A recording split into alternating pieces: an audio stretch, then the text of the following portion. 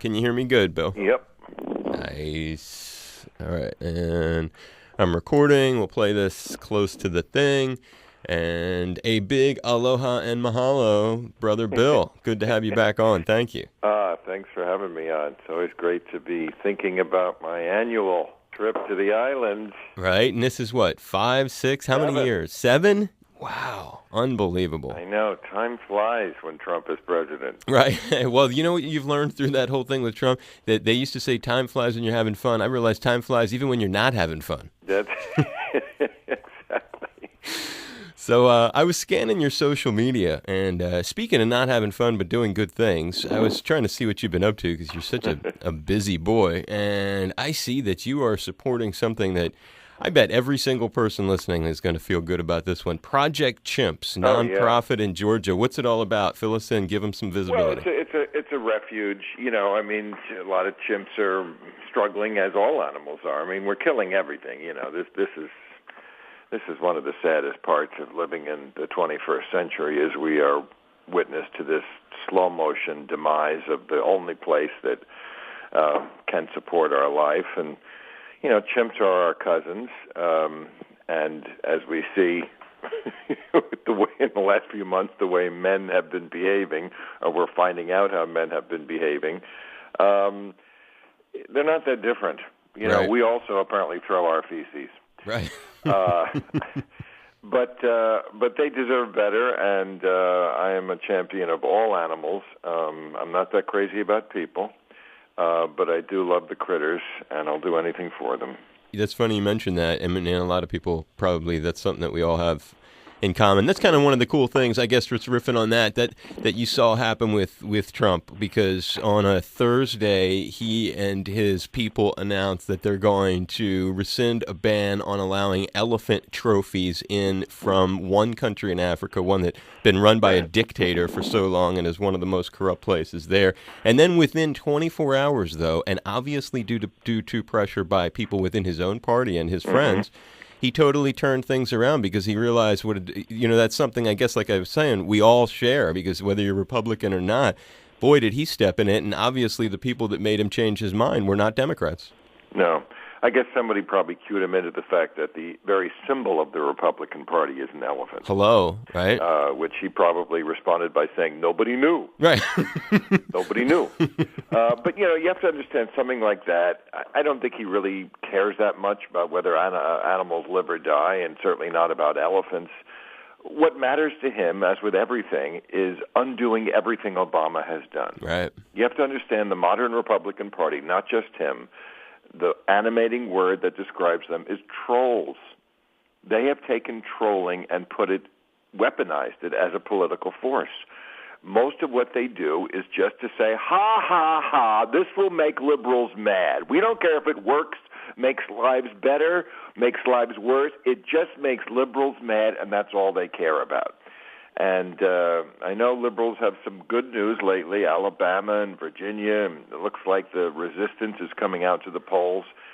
We got to keep that up for at least another year until we start really voting in November of 2018. So I think I'm going to try to really light a fire under people on New Year's and New Year's Day, because it's like, this is the first day of the rest of our lives, people. This is the year we really got to do it. There's some important issues that are on the line. And, oh, my God. I mean, everything. Exactly. And I guess that's why I led with the animals, because with all of the other things that are going wrong, and as you put it, so many different things, it seems like every day there's a new controversy of something being undone or rescinded. Net neutrality. And that's why I guess I mentioned the critters, because it's almost like they get pushed to the back burner because of this other stuff. I mean, it's just like, and the rhinos, the elephants, what is happening to them?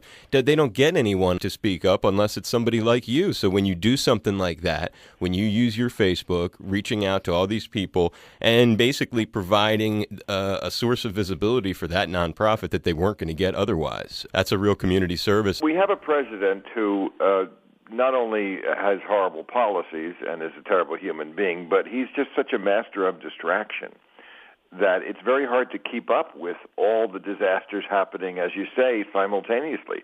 So things that under any other normal administration, even one that you didn't agree with so much, would be front-page news, get swept under the rug. He's such an incorrigible, inveterate, habitual liar. You can't even keep up with all the lies every day.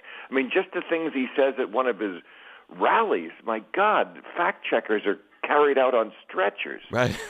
So, thousands of items. Yeah, so everything just gets lost, and you almost can't blame people for throwing their hands up and say, oh, wake me when this nightmare is over. But the nightmare will not be over if you stay asleep, and I think people get that at this point. I mean, I have never seen liberals this aroused, not just liberals, just sane people. I mean, the best voices I hear on the airwaves against Trump are Republicans. There are sane Republicans. I've never been anti-Republican. I don't agree with them on most things, but and I probably, like, when I look back in perspective, look at how George Bush was. I sure didn't like everything he did, but he looks like a saint compared to this maniac. And to your point, it's not a liberal Democrat thing, really. Some of the strongest voices appear to be coming from his own party. It's like Jeff Flake, Bob Corker, John McCain. I mean, these are like the Bushes. This is their thing. So, and it's funny how when somebody like that has an opinion that goes against the president, it's almost like they then say, well, they're not really Republicans. It's like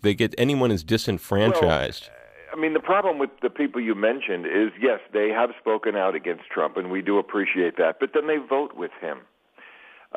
This monstrous tax bill, they call it reform. It's not reforming for anybody except the corporations and the super rich, is going to pass because Bob Corker is voting for it, and Mike Lee came around, and Marco Rubio came around. So they're all sort of full of it. They talk about Trump like he's this horrible person and he's not fit to be president, and I vote with him 95% of the time. Right.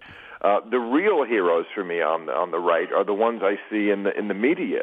The Max Boots, the Steve Schmitz, the Nicole Wallaces, these people who are lifelong Republicans. They're usually veterans of the Bush administration, and they don't like what's happening to their party and their country, and they're willing to put country above party. That's the big fight that we've had in 2017 is who's going to stand up on the right and put country over party?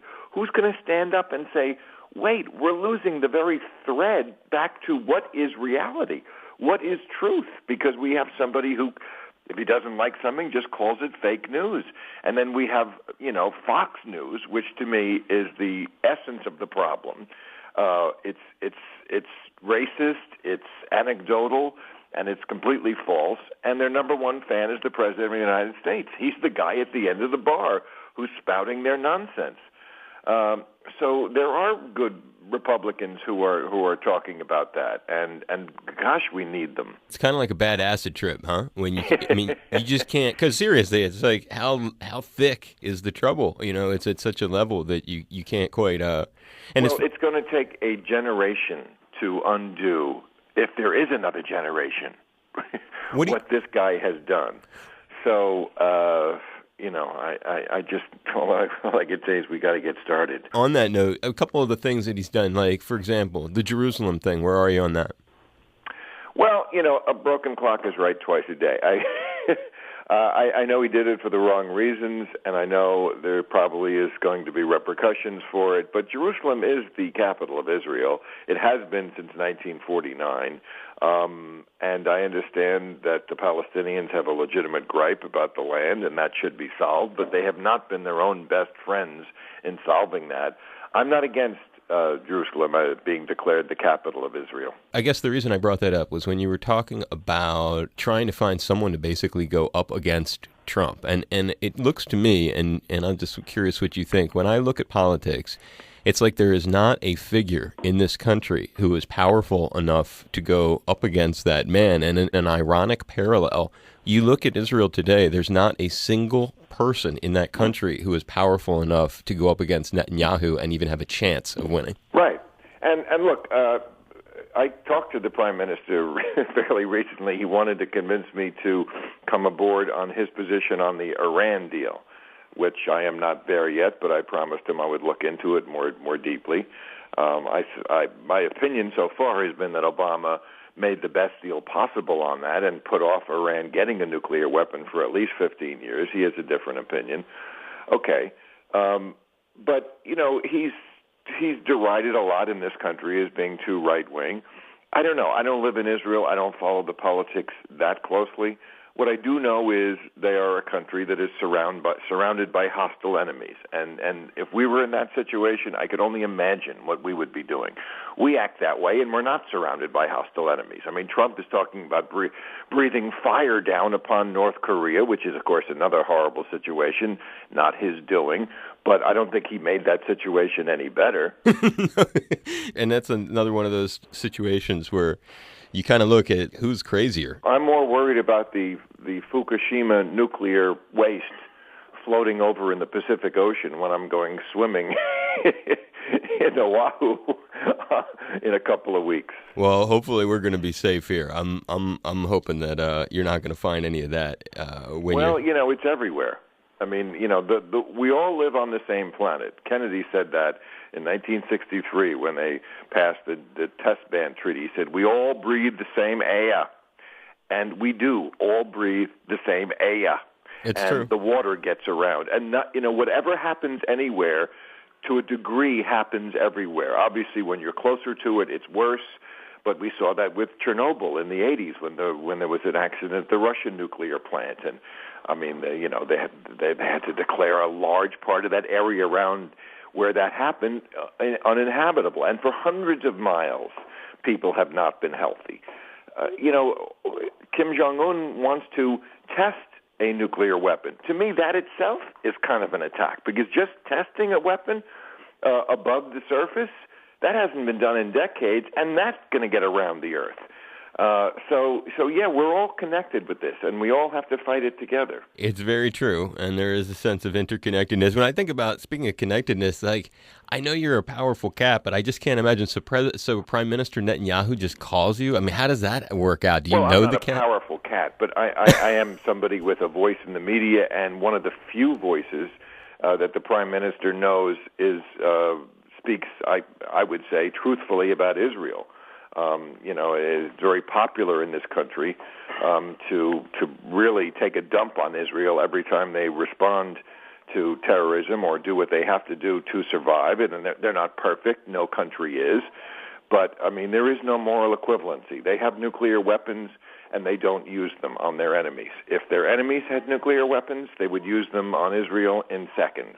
I understand that. Was more mesmerized by the fact that I just can't imagine. So does he just call you out of the, or does it? No, his handlers do it, or one of his aides reached out and said, the Prime Minister would like to basically lobby you to agree with him on what's going on with the Iran deal. And I guess they're aware that I haven't been on their page with that one. And so I got to give him credit. This guy is working hard for what he believes is right. I mean, to be able to be calling an American comedian at 2 a.m, right? Well, it was 2 a.m. my time.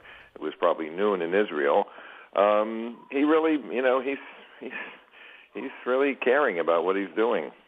It's funny, man. It almost makes me think of that ad from the election. You have the right person in office to take this call at 3 a.m., and there you are. They're calling comedians at 2 a.m. Yeah, what's Trump doing at 3 a.m.? He's in a Twitter war with Demi Lovato, I mean, this guy, I worry he's even aware. What a funny moment that would have been, huh? He's over on Twitter, like, making little rants and raves, and you're on the phone with the Prime Minister of Israel. That's a weird moment. Only in America. Well, Bill, we're looking forward to the shows. I can't wait till you're here. Yeah, we got some great surprises this year. I think it's going to be maybe our funnest show ever, and I'm really always so thankful that people come out and invite us. It's always a warm and friendly crowd, and I think it's a great way to either end the old year or kick off the new one. Hey, are you a public radio supporter? I'm a supporter. Yeah, I don't always listen, but I'm a supporter. But yeah, I'm not up at the times when some of the good shows are on because I get up so late. But public radio is very important, and that's another thing that Trump will wind up going after when he becomes aware of it. Aloha, it's Bill Maher here. Don't even remotely contemplate changing the channel. This is right where you need to be with my good friend Dave Lawrence. Aloha, Dave. It's All Things Considered on Hawaii Public Radio. Never has public radio been this important. Please help if you can. And thank you so much for your helping hand. You're an animal. I'm giving you a high five, Okay. a hug. Appreciate it, my brother. All right. Thank you very much. I appreciate the plug. Take care. All right. Aloha. Take care.